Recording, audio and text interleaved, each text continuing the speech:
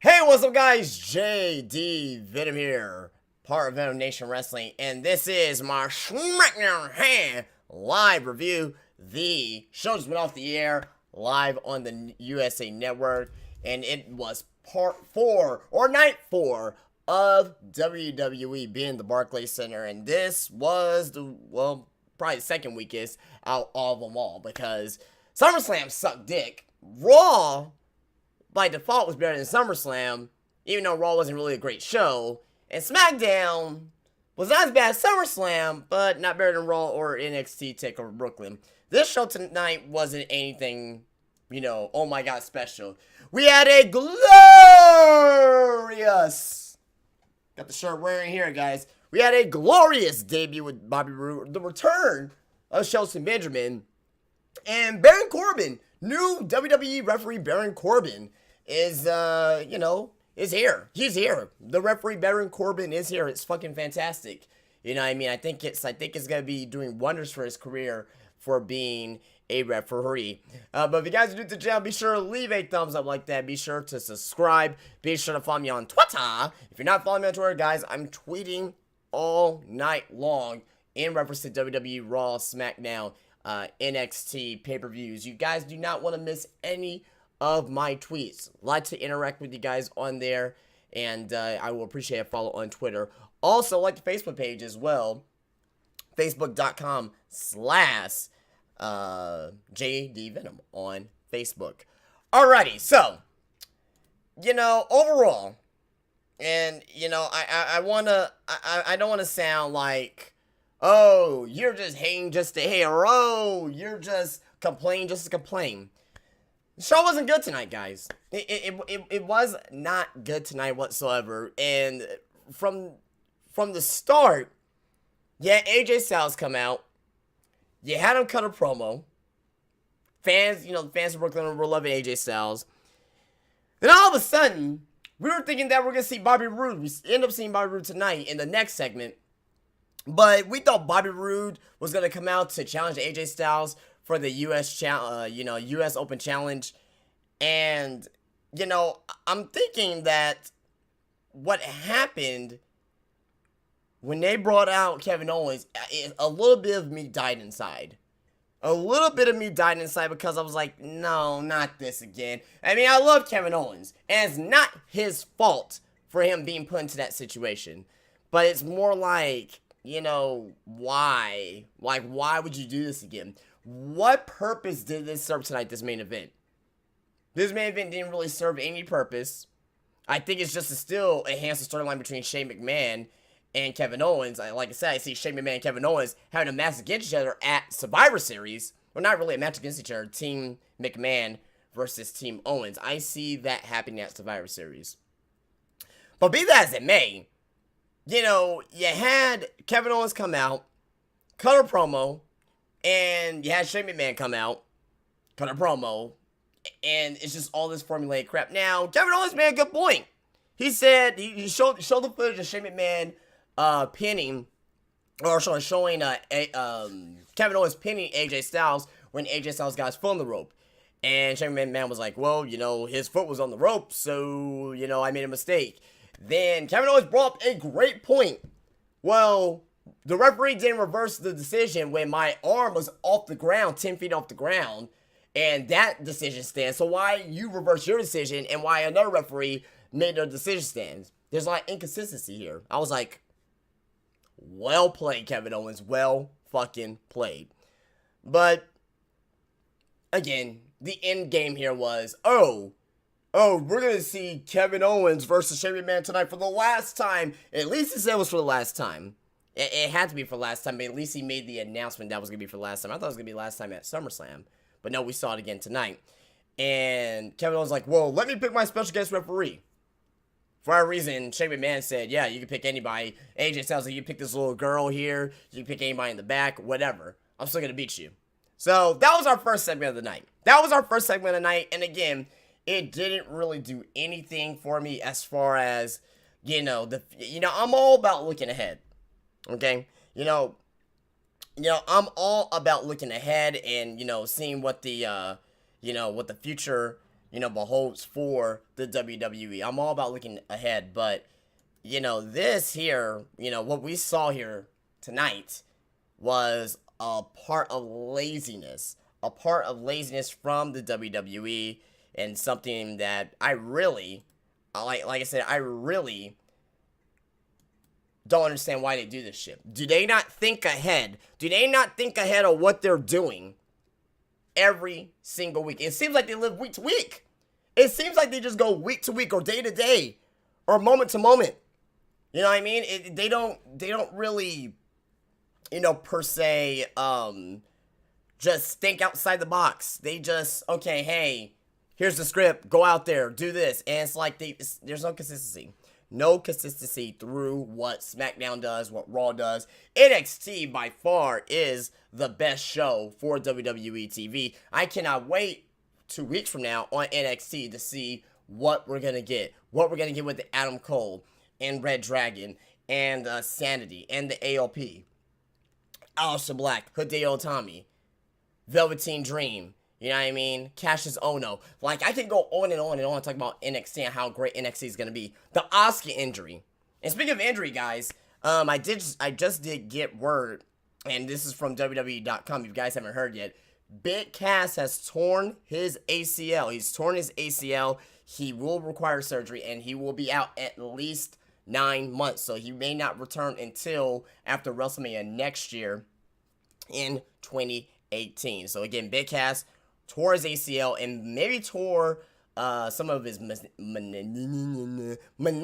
as well. And I really think that, that sucks for him. But I mean, like I said last night, maybe the injury is a blessing in disguise for him. So, I hate to see my injured, but the injury is a blessing in disguise. Maybe he can come back and team up again with Enzo, or maybe, just come back as being a shitty heel. We don't know. But being as a man, that's why we're Big Cass, and just want to give you guys that quick update if you have not heard already. We're going to go through the rundown of SmackDown. Already went through the first segment already, guys. We're going to go through the show. My voice, I'm not yelling.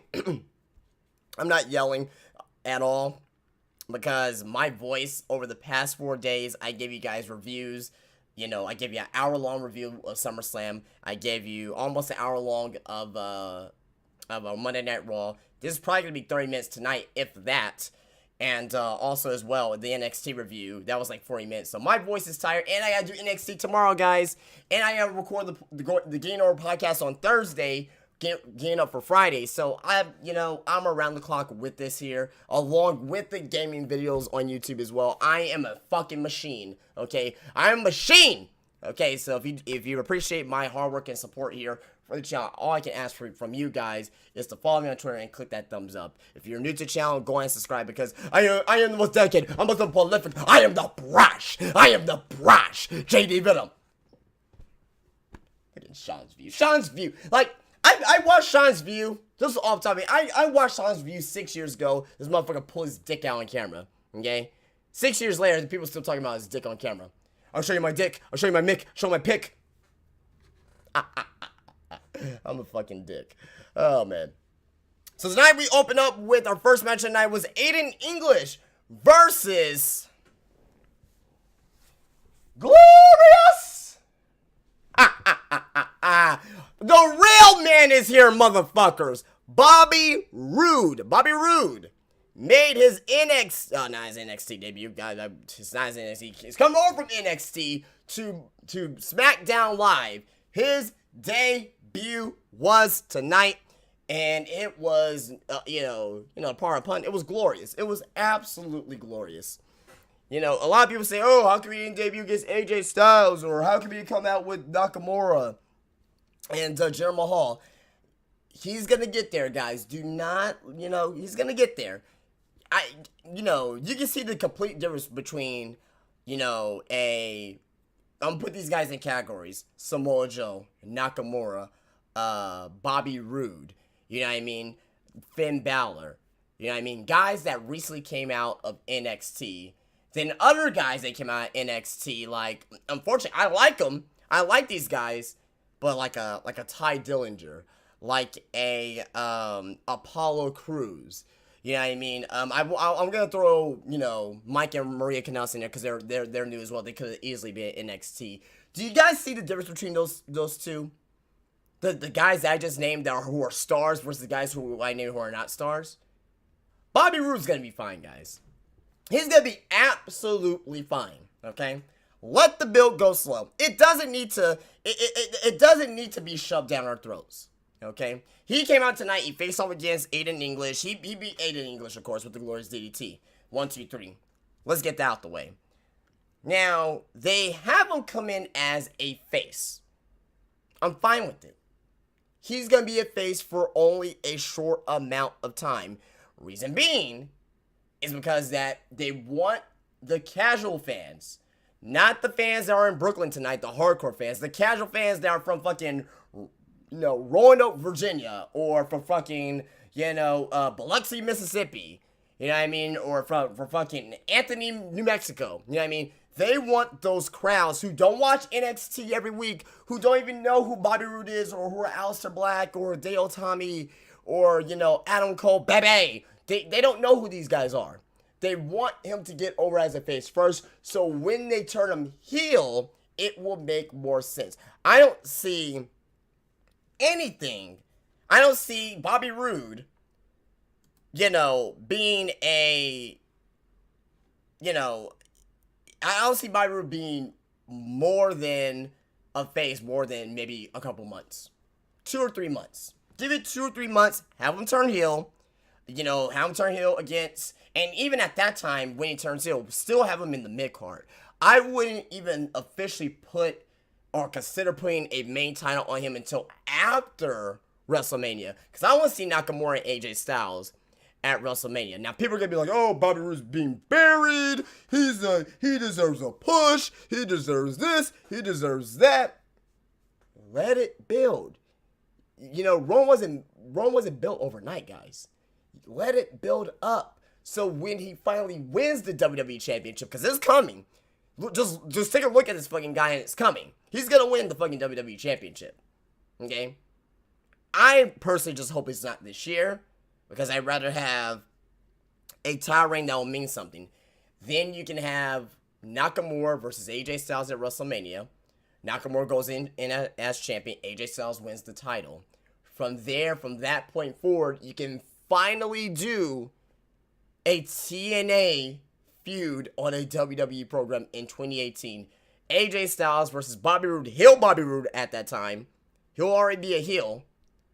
Then have Bobby Roode carry the WWE Championship through 2018, through SummerSlam next year, and on until we decide that, you know, that it's not going to be, until we want to take time off of them. Until the fans are like, okay, you know, Bobby Roode's reign was good, okay, let's get time on somebody else. Or if WWE decides, like, okay, you know what, let's turn Bobby Roode face, or unfortunately he gets injured, or whatever the case may be. But have it happen in 2018 after WrestleMania for him to win the title. That's what I'm looking for. I don't know what you think about that. Let me know what you think about that in the comment section. Now, also as well, on top of all that, guys, Bobby Roode, he's a fucking beast. He's a fucking beast. You know what I mean? And I really truly think that he's going to be one of the most charismatic, one of the most over, and if they get the merchandise right with Bobby Roode, because he has this Glorious t-shirt, it's nice. The only reason why I got it, because this was the very first ever Bobby Roode t-shirt in WWE. 10, 15 years from now, this is going to be a collector's item, and I'm going to have it. You know what I mean? Reason why I bought it. But overall, the t-shirt is decent. It's not fantastic. You know what I mean? They need they really need to up his merchandise game as well. Have them, you know, sell fucking the AJ Styles vest. They sell the fucking, you know, Dean Ambrose jacket. They sell the Finn Balor jacket. Sell fucking Bobby Roode robe. I'll buy that shit. Buy that shit, you know, when I wear that shit at night. I'll wear that shit at the. Can you imagine somebody wearing that like at Walmart, 2 a.m. in the morning, pushing a fucking basket, you know, looking for Wheaties, and and fucking, hamburger helper. That'd be amazing to see. I'll do it. But BSMA, that was Bobby Roode's, WWE debut tonight here on Smackdown Live. Let me know what you think about that down in the comments. Moving on. We get a backstage promo with Dan Bryan and Chad Gable. Chad Gable walks in and asks if Bryan wants to see him. Bryan mentions Jason Jordan going to Raw and reveals that he made a deal with Raw General Manager Kurt Angle. In exchange for Jordan, Angle would help Bryan sign a friend. He introduces Shelton Benjamin. Fans pop in the arena when he appears. Gable marks out. Bryan reveals that Gable and Shelton will be in tag team action next week. I really effing like this. This is great. This is fantastic. You got Shelton Benjamin, who's part of the world's greatest tag team, and Chad Gable, who's part of American Alpha. You're taking those two tag teams that everything's coming full circle now. We're saying, oh, well, American Alpha, they have Kurt Angle as manager. American Alpha is the new world's greatest tag team. We've been saying this for months, a couple of years now, actually, since we've been saying it, and now everything comes full circle. You take Shelton Benjamin, Chad Gable, and put together and make them a tag team, and this is going to make the tag team division even more great. Now, there's a funny suspicion here with this. I see these guys being a tag team for a while, but I have a feeling someone's going to turn on somebody. I think they may turn Shelton heel over Chad Gable. When I have these feelings, when I have these gut feelings, I'm usually right about something. I'm usually right about that. I can see Shelton Benjamin turning heel on Chad Gable. I don't know when. I don't know how it's going to happen. But I definitely see it happening. Just that feeling. Just that feeling of me being a wrestling fan for 25 years is one of those feelings that I can see actually happen. But, hey, if they're a tag team, if they win the tag team championships, I'm all for it. I'm all for it. Now, another thing, a minor thing. This is the way I think. This is the way I think, and this is the way that you guys may not think like me, but I try to bring it to light. They're just now mentioning on how Jason Jordan, the explanation of Jason Jordan coming to Monday Night Raw. When Kurt Angle revealed that Jason Jordan was his son, there was no official trade or anything of that nature that they said, like, oh, well, how's he on Monday Night Raw if he's a SmackDown Live competitor? Did he get traded? Was he a free agent? There was no explanation. Tonight, the explanation was finally there. So, about fucking time. It only took you, a month, but hey, better late than never, right? Fuck us. Anyway, Jason Jordan was apparently traded for Shelton Benjamin. And what's kind of dumb about this is that Shelton Benjamin, through social media, in a shoot sense, was signed to the SmackDown Live brand. We knew he was signed to the SmackDown Live brand. So this is just, they tied up the loose ends, kayfabe-wise. They tied up the loose ends. I'm happy about that. But in a shoot sense, we already knew Shelton Benjamin was signed to the SmackDown brand. So there you go. So there we go. We see Shelton Benjamin and Chad Gable next week. We get the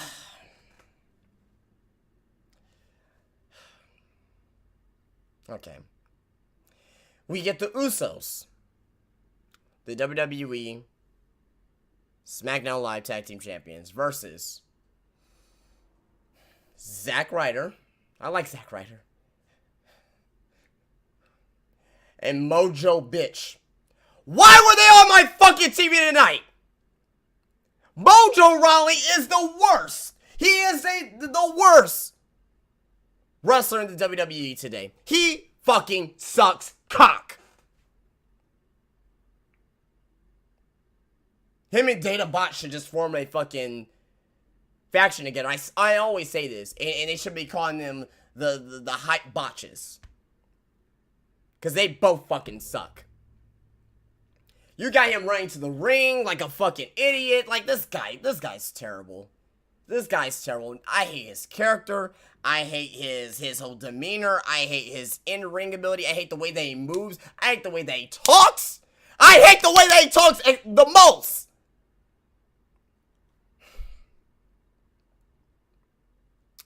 Thank God the Usos squashed him. and 1-2-3 victory, and I'm ready to move on to the next segment, because I really don't give a fuck about the hype bros. Just turn Zack Ryder heel. You know what? Zack Ryder, break his fucking legs. Just break his legs. I will pray. I will get on my hands and knees. I will pray to you. Please break this guy's fucking legs. I hate him. I despise Mojo Rawley. Get this guy away from the WWE. He doesn't even deserve to be in GFW. That's how bad he is. He doesn't even deserve to be in GFW. He's terrible. After the matches, the Usos stand tall, and they said that they have everything on lock. Welcome to the Uso Penitentiary. They sent a warning to every tag team in the locker room, and they say it's not paranoia, it's the Usos. At this point, I immediately tweeted out, AOP here? I was like, Authors of Pain here? But we didn't get the Authors of Pain. It just went to my mind real quick. I was like, AOP here? Because that was the only thing that would have made sense for them to come out. We didn't see New Day tonight. We didn't see Randy Orton. We didn't see Rusev. At first I think we were gonna see Baron Corbin either, but now I kind of wish we didn't see Baron Corbin, because he was a fucking referee tonight. He signed a new referee contract to WWE, guys. He's not a wrestler anymore. He's signed as a referee Baron Corbin, Zebra Corbin. Next, we get Shinsuke Nakamura versus the Singh brothers. Shinsuke Nakamura wins with a triangle choke on Samir Singh. Who gives a fuck? This is supposed to be your WWE Championship feud, and this is a mid-card feud. You didn't kill Shinsuke Nakamura. By any means, you didn't kill Shinsuke Nakamura, but you killed the hype around his first WWE Championship to defeat Jinder Mahal. Now, is he going to defeat Jinder Mahal? I see it happening. I see him taking the title off Jinder Mahal. Why not at SummerSlam? I don't understand why, but at this point in time, the whole Nakamura Jinder Mahal situation, I'm done. Get the title off Mahal. He fucking sucks. The only thing great about him is his fucking entrance, and I want to give Mahal a fucking great opportunity. His entrance, his theme song, his the job, like, I love that shit. I don't understand what the fuck the guy's saying, but it sounds good to me. You know what I mean? But outside of that, guy, fucking, Jinder Mahal, cock vein Mahal, right? Guy has a fucking road map of veins all over his fucking body. Guy has the fucking City Hall, got the gym back here, got the fucking ice cream shop over here, the drug dealer's crack house back here. You know what I mean? This guy's a fucking road map of veins. You know what I mean? Mahalville. You know what I'm gonna call his Mahalville, his fucking right arm. But like I said, this feud, everything about this is nothing that I want to see on SmackDown Live. Get the title off Mahal, get on Shinsuke Nakamura, and move on from this shit. Now, we did see Kevin Owens backstage earlier. I forgot to mention that he was with Sami Zayn. He wanted Sami Zayn as one of the special guest referees. He declined. We saw Tyler Breeze and Fandango backstage. They wanted to be referees, but Kevin Owens said, no, fuck that, get the fuck away. And Baron Corbin comes up and says, wait. Corbin says he will take the gig, but if Owens wins the title, he wants first dibs. Owens gives him the referee shirt. Corbin says he better be a man of his word. So Corbin, Zebra Corbin, is the referee for tonight. Becky Lynch and Naomi versus Natalya and Carmella. Naomi and Becky Lynch wins. I mean, they tried to tease a cash in. I thought the tease was good. It was unique. It was different, but didn't really do anything for me. We got the cat-laid serial killer running around with the new WWE Women's Champion. Well, it's not the new, but she is the new WWE Smackdown Women's Champion. Naomi, who was crying on Sunday, is seeming very happy today. And Becky Lynch is just there because who else is going to be there? I mean, Charlotte's still with her father right now, Ric Flair. You have nobody else on the women's brand, except for Tamina and Lana, which we'll be talking about in a moment. Oh, fuck me. Gently with a chainsaw. Oh. But yeah, Naomi and Becky Lynch wins. We come back from break, and we are backstage with Dasha Fuentes, who's no Charlie Caruso whatsoever. And when I mean by looks, Charlie Caruso is so fucking sexy. But Dasha Fuentes welcomes Dolph Ziggler back to SmackDown. She asks, what can we expect from Ziggler now? Ziggler says he's glad to be back. He says he's glad to be back and show what he can do as a backstage interviewer. Ziggler says it doesn't seem thrilled. He's been watching a lot of WWE TV while he's been gone. And now he knows what it takes to be a star in WWE. Now, when he says now he knows what it takes to be a star in WWE, I was thinking, oh, he's going to NXT. He's going to NXT. Because I was thinking, like, oh, well, some of the guys, like, I thought he was going to say, like, guys like Nakamura, guys like Sami Zayn, guys like Kevin Owens. He was going to just name out guys that are in NXT. Bobby Roode. You just saw Bobby Roode out there tonight.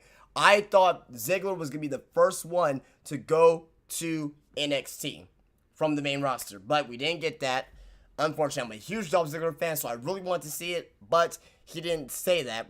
And this is actually, I was just actually confused on what the fuck is going to happen next week with Ziggler. But he says, he goes on, he went on to say to start singing, to play a guitar, maybe rap, maybe dance around like an idiot. Ziggler continues with the sarcasm, low-key mocking other WWE superstars, saying these gimmicks are what it takes to be a star, and that's exactly what he's going to do next week. What's going to happen? I don't know. I'm a little bit intrigued, but knowing SmackDown Live, this may hit a flat wall, so we have to see what's going to happen next week. Lana's backstage on the phone. She says that she will see someone next week. I wonder if that's going to be Payne Royce and Billy Kay, perhaps. That's who I can think of, Payne Royce and Billy Kay. But Tamina Snuka walks in, and Lana says her ravishing journey to the title will begin next week. Now, here's my thing. Wasn't Tamina the coach, or I guess the motivator for Lana? Why is now Lana motivating Tamina? Do you see the issue with SmackDown? You see the issue with WWE? Inconsistency. Wasn't Tamina the motivator for Lana? Wasn't she the one putting Lana on matches and say, get to the back and walk or whatever? What the fuck happened to that? It's clearly that they're fucking brainless on SmackDown Live and that they don't have no idea what the fuck they're doing with some of the stuff. Now, you can't blame Road Dogg for everything. You can't blame Road Dogg for everything because he's not in charge of every single thing on SmackDown Live. People forget that. People like to blame, guys like Michael Hayes and, and I say too here on my reviews, like, oh, Michael Hayes and fucking, Road Dogg and Finley or whatever. Totally understand. I get it. But they're not in charge of every single segment. Now, I know Road Dogg for a fact. I know Road Dogg approves of everything. So he still has some blame. But the person who initially pitched this storyline is to blame the most. Because without them pitching that storyline, what is there to approve for Road Dogg? That's my issue. But Tamina wants to know what's happening next week. Lana tells her to close her eyes and recall the feeling of being in a locker room full of people, but still feeling alone. People talking behind her back because she's different, because she and Lana are different. Lana tells Tamina to take those feelings until the anger boils over. Now open your eyes. Now you see the rage in fucking Tamina's eyes. Is like, like, get the fuck out of here, man. The fake rage shit. Tamina is now ready. Lana says that they will crush the competition as the ravishing reign of terror begins. They will not stop until Tamina becomes champion. Tamina is the most feared woman on SmackDown. Lana smiles and Tamina buys it. Whatever. Fuck it. Do you care about it? I certainly don't. We see AJ Styles backstage with Baron Corbin for the main event. He says he made a deal with Owens unless AJ sees where he's going with this. AJ says he wants to retain. He says when he retains, I'm sure AJ wants to retain the title. I'm sure he wants to.